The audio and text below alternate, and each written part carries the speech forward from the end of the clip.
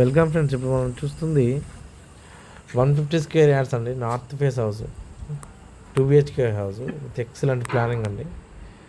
ఇది పార్కింగ్ ఏరియాకి వస్తుంది, మనం క్లియర్గా అబ్జర్వ్ చేయొచ్చు. స్టెప్ సైజ్ కూడా చాలా ఈక్వల్ డిస్టెన్స్లో ఉంటుందండి.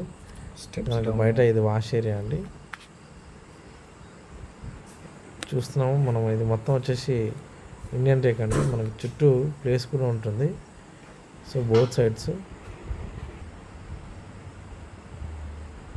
మనం క్లియర్గా అబ్జర్వ్ చేయొచ్చు అండి. ఇది completely false ceiling and everything is decorated అండి. సో మనం క్లియర్గా అబ్జర్వ్ చేయొచ్చు క్వాలిటీ కన్స్ట్రక్షన్. ఇది మనకు హాల్ ఉంటుందండి ఎల్ షేప్లో. ఇది 1 బెడ్రూమ్ అండి, చిల్డ్రన్స్ బెడ్రూమ్. ఇది 11/12 సైజ్ అండి.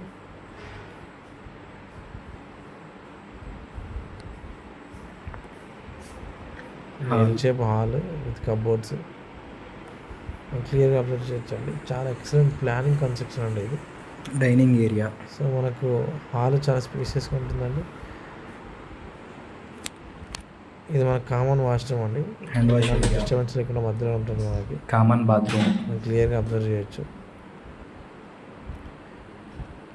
సో మనకి ఈ ప్రైస్ వచ్చేసి 88 lakhs అండి, చాలా అఫోర్డబుల్ ప్రైస్ అండి. ఇది master bedroom with attached washroom. ఇది వచ్చేసి 10/13 అండి సైజు. ఈ బెడ్రూమ్ సైజ్ వచ్చేసి 10/13 ఉంటుంది మనకి. దిస్ ఈజ్ అటాచ్డ్ వాష్రూమ్ అండి.